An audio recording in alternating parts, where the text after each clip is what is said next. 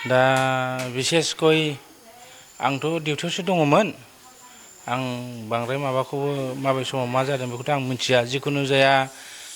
जोंनि फादारा बे बुहुर थिनालि थाइखावजरा आबादारि आफादाव माने बियो प्रेसिडेन्ट पदआव दङमोन दा बिनि हिसाबै दा जेनेबा प्रेसिडेन्ट पदआव दं नालाय दा बिसोरनो टाइम लाबाय थादोंमोन दा माखासे जगारबो खालामदोंमोन आङो जगार खालामनानै आवगायनि बाराव 3 लाख थाखाबो आं हरनाय जादोंमोन ओमफ्राय दानियावबो आं माखासे उसुबिदानि थाखाय जेरैखि जायाबाबो समाधान खालामनांगौ होननानै माखासे मेम्बारफोरखौ आङो बुंदोंमोन नोंसोरबो एसे बरनलायदो आं दा 2 लाख थाखाखौ आं मेनेज खालामगोन होननानै आं बिसोरनो खोथा होदोंमोन दा बिसोरो दिहुनाखिसै दा बिसोरो थानायाव थांबाय थानानिफ्राय आं सलुसन लादोंमोन जे मा सिस्टेम खालामनो दा थानाया होनदोंमोन जे एसे नोंसोरो थाखाखौ मेनेज खालामबाव दा बियो टाइम लानानै सल्भ खालामजालांगोन बे खोथाखौ बुंदोंमोन बे हिसाबै आंबो कमिटिखौ प्रेसार होबाय थादोंमोन आफाया जिहेतु प्रेसिडेन्ट हिसाबै पदआव दङमोन दा आं बिफानि जानानै आं सहायखौ खालामदोंमोन दा खालामसेयावबो आंथ' हरगासिनो दंमोन सिगाङावबो आं हरदों 3 लाख थाखा आरो आं नै दाबो हरनो थाखाय आं राजिमोन दिनै बिसोरनि उसुबिदानि थाखायनो आंनि 2 लाख थाखायाबो बिसोरनो खामानि होआखिसै दा आं सानदोंमोन जुदि रायलायलायनानै साननै बा सानथामनि गेजेराव माबा मोनसे सिद्धान्त लाजायोमोन नामा दा बे हिसाबै जुदि खालामोमोनबा आं मोजां मोनगौमोन आरो फैनानै आंनि न'आव जे दिनै आं सय हांगार खालामलांबाय फारसे सफा सियार गैला टिभि गैला दुनियानि न' खिरखि बुफायजोब्बाय सिलिं दंस' खालामबाय टेन्ट हाउसनि मालाहा 2 लाख थाखानि टेन्ट हाउस दंमोन बेबो सियारबो गैला टेबोलबो गैला डेस्क गैला डेक्सि बाल्थिं बेफोर बुस्थुआ मोनसेबो गैला ओमफ्राय आंहा दंमोन माबा सलार दंमोन सलाराबो गैला बेटारियाबो गैला टिभियाबो गैला वाइफाइबो गैला एभ्रिथिं आंना कारेन्टआबो डेमेज अबा लाइटआनो जाला ओमफ्राय दाना आंनि बियानै बियो माने डिलारनि खामानि मावोमोन नालाय बिबौनिखौनो दा बियो मोनसे मबाइल दंमोन मबाइलखौ माने सेख'नानै मबाइलखौ बुख्रुबबाय आनिफ्राय जाहैबाय मानसिखौबो सोबादों जाहैबाय बेबायदि आरोखि बेबायदि खालामनाङामोन आं बेखौ दुखु मोनदों बिसोरो जुदि मोजाङै मोनसे टाइम होलांनो हायोमोन नोंसोरो एथ' दिननि गेजेराव ओरैबायदि डिसिसन ला बेक्तिगत जोङो आयेननि राहा लानाय जागोन बेफोरखौ जायोमोन खिन्थु बिसोरो दिनै आयेननि राहा लायाखै खुनु केस होआखै नांगौबा बिसोर केस होमोन गावसोरसो आयेनखौ आखायाव लाबाय बेथ' आं बहुद दुखु मोनदों दा जाहैबाय जोङो जेनेबा हमनानै लादो नांगौ मोनसे टाइम होमोन जे नोंसिनि न'आव जों एथ' दिननि गेजेराव नोंसोरो न'आव सिद्धान्त खालाम जोंनो ओरैबायदि माबा मोनसे लिखित भाबै होनांगोन होननानै जुदि डिमान्ड खालामोमोनबा अब्लाना आंबो होगौमोन नङा होमबा रां हरनांगौ माने बिसोर कमिटिया हरनांगौ हिसाबै बिसोरो होबोबायबो सिगांनिफ्रायनो फाट होबोबाय थादों दा माखासे बिसोरो थाखा मेनेज खालामनो हायैयाव दिनै ओमफ्राय दाना ओरैहाय जाय मानसिया माने कालेक्टर दंमोन कालेक्टरा जाहैबाय बेनाव 60 लाख थाखा मोननांगौ जाहैबाय खिन्थु बिसिनि खोथा थारमाने बियो हिसाब खिथाब खालामनानै 60 लाख थाखा मोननांगौ होननानै बुंबाय दाना बै जाय मानसिया बेक्तिगतआ कालेक्टरमोन कालेक्टरा होनबाय जे बिस्तिबार सुक्रुबाराव जागोन दाना बे मथे कमिटिनि मानसिया बिस्तिबार सुक्रुबाराव थांदोंमोन थांनानै दाना बुंबाय जे दिनै हा लाग्राया फैयाखिसै मंगलबारावसो फैसिगोन दाना मानसिया मंगलबारनि सिगां समबार दिनावनो बेंगालराव खारखोमा लांबाय जाहैबाय बै कालेक्टर मानसिया कालेक्टरा ओमफ्राय दाना कमिटियाथ' फैसा जि 30 थारिखआव बिसोरो पाब्लिकनो राननांगौमोन दाना बे थाखाखौ बैनिफ्रायथ' मोनाखिसै कालेक्टरनिफ्राय दाना थाखाखौ जा एसे हायो मेनेज खालामदो होनलायनानै आङो माखासे कमिटिनि माबाखौ आङो रायलायदोंमोन रायलायनानै सानब्रै सिगां आं प्रेसार होगासिनो दं आंबो एसे दिहुनगोन नोंसोरबो एसे दिहुनगोन फाट बिदिनो होलांबाय थागोन बे हिसाबै आङो कमिटिजोंबो रायलायबाय थादों खिन्थु सेक्रेटारिया गुरुत्त होआखै आरो प्लास माखासे कमिटिनि मेम्बारफ्राबो दा जेनेबा आफाया प्रेसिडेन्ट हिसाबै आङो माखासे दायथ' लानानै आं थाखाखौ मेनेज खालामदों सिगाङावबो आं मेनेज खालामदों 3 लाख थाखा आंनिफ्राय नै दाबो आङो आंनि थाखाया जेसेबांखिनि आं हायो 2 लाख थाखा मेनेज खालामगोन होननानै आं 2 लाख थाखा जबान होदोंमोन आरो बे खोथाखौ आं असिनि सिगाङावबो बुंदों असिनो तुरन्त आं मैया मोनासिम बे सोमोन्दो माने बे माबानि थाखायनो थारिखनि थाखायनो आङो असि सारजोंबो रायलायदों रायलायनानै असि सारा होनदों बारे बार होनदों एबाराव नोंसोरो हाथ्राबाबो एटलिस्ट एसेबाबो होनो हानाय नोंसोर बेबस्था खालाम बे खोथाखौ लानानैनो आङो मेम्बारफोरजों थानायाव लेंहरदों लेंहरनानै रायलायदों दिनै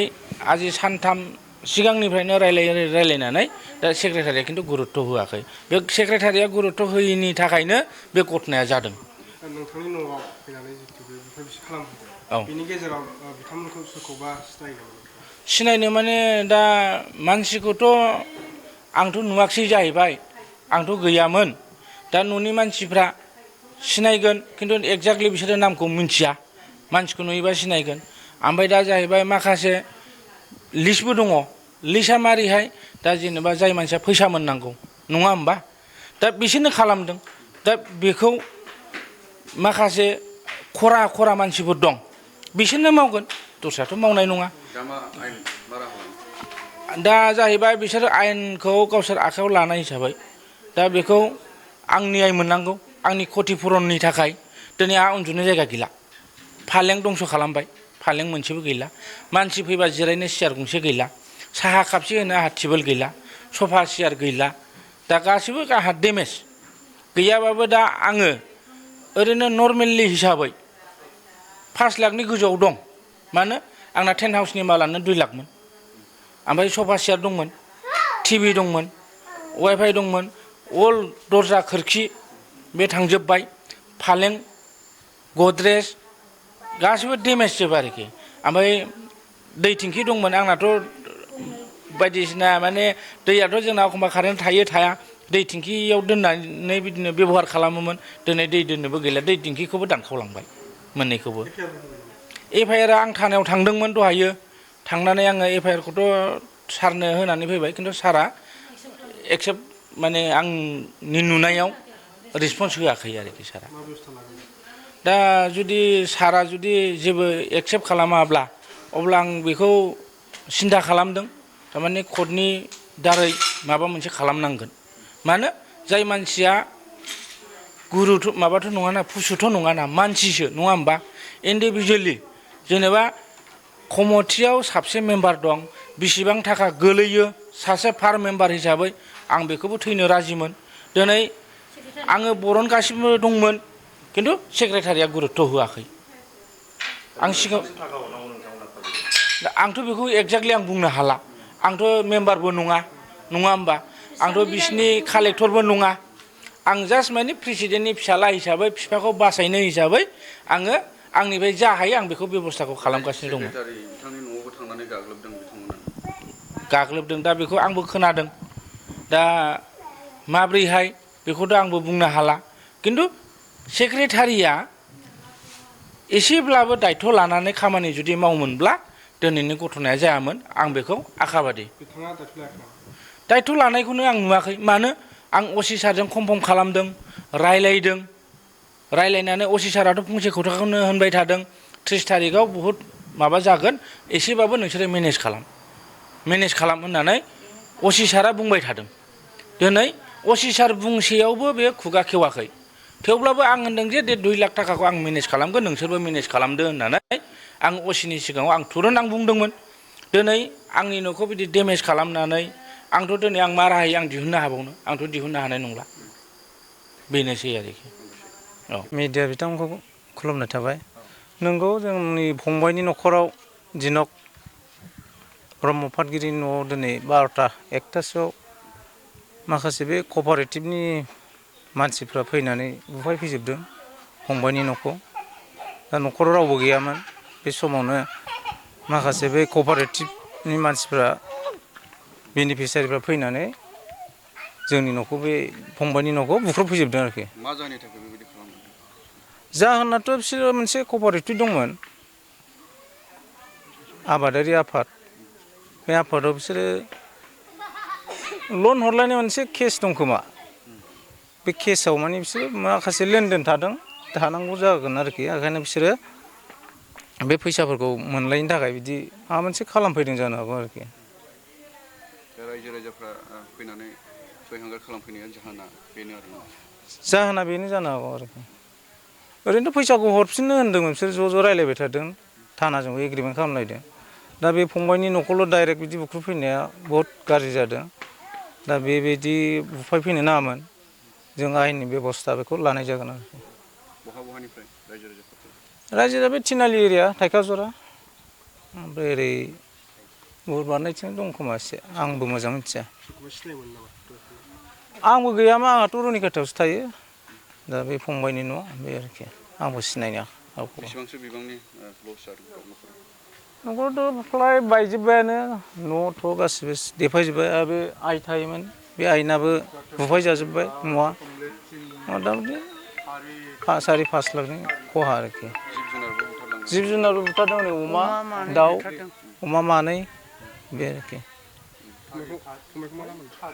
फंबायना माबा प्रमद ब्रह्म पाटगिरि नाम मोजाङा प्रमद ब्रह्म पाटगिरि बिथाङा कालेक्सन खालामोमोन नामा बिसोरो कपारेटिभ बे आबादारि आफादाव माने ज' मोनसे कपारेटिभ दंमोन आरोखि बे कपारेटिभआव ज' मावलायोमोन आरो बिसोर बे हारसिंल' नङा बिसोर 10-15 जनसो मेम्बार दं आरो बिसोर बेखिनियानो दाथ' न्याय नांगोन बिदिथ' बेआइनि बुफायनो मोना मोनसे न'खरखौ जुदि थाखा मोननांगौ बिसोरो रायलायोमोन बेसेबां मोनलायनांगौ मानांगौ गावसोर हिसाब खालामलायोमोन दाथ' बिदि बुख्रुबफैनो मोना बिमा बुरै दं थैहां बेथ' अयनाय भाबै दा नै दुखु नांनानै दं बे आरोखि साबेसे फैदों ओरैनो रायजो राजाफोर मथा मथि 15-20थासो माने बेटारि गारि लानानै फैदों आरो बिसोरो ओमफ्राय हथात बिदि बुख्रुबफैदों मानसिखौबो एटेक खालामदों मानसिया न'खराव रावबो गैयामोन आइयाबो अजानाव थांदोंमोन ओमफ्राय फंबायाथ' गैखायामोन बाहेरायाव थांदोंमोन आरोखि फिसाफ्राबोथ' बाहेरायाव थाजोबो बे आरो बेखिनियानो